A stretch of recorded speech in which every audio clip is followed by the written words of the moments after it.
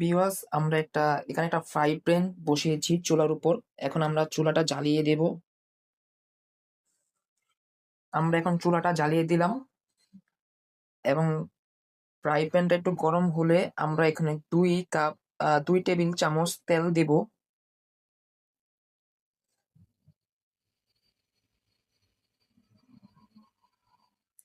আপনারা আমরা এখন এখানে 2 টেবিল চামচ তেল ব্যবহার করব।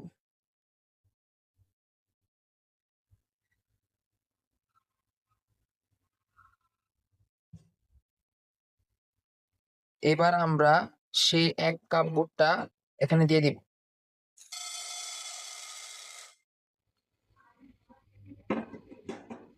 এবং সামান্য পরিমাণ লবণ, স্বাদ মতো এখানে লবণ দেব।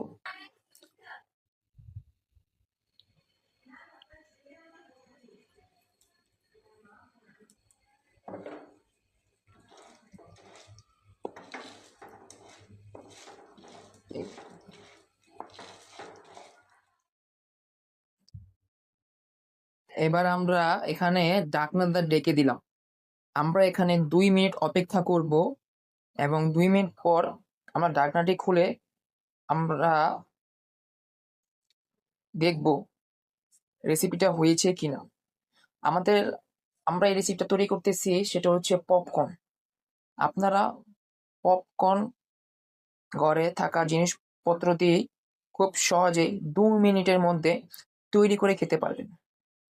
এবং ভালো লাগলে আমাদের এই রেসিপিটি আপনাদের ভালো লাগলে অবশ্যই লাইক, কমেন্ট এবং সাবস্ক্রাইব করবেন এবং পাশে থাকা বেল বাটনটি বাজিয়ে দেবেন যেন নতুন নতুন এরকম আরো ভিডিও ছাড়ার সাথে সাথে আপনাদের নোটিফিকেশনে চলে যায়।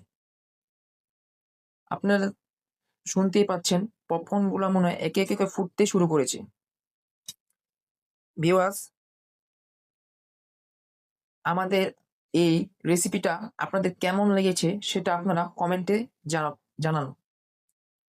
আপনাদের কমেন্টের মাধ্যমে আমরা নতুন নতুন ভিডিও আপলোড করার উৎসাহিত হব। দেখতেই পাচ্ছেন কি সুন্দর পপকর্নগুলো তৈরি হয়ে গেল। আপনারা ঘরে বসে খুব ইজিলি ঘরে থাকা উপকরণ দিয়েই দোকানের স্টাইলে আপনারা এরকম পপকর্ন তৈরি করতে পারবেন।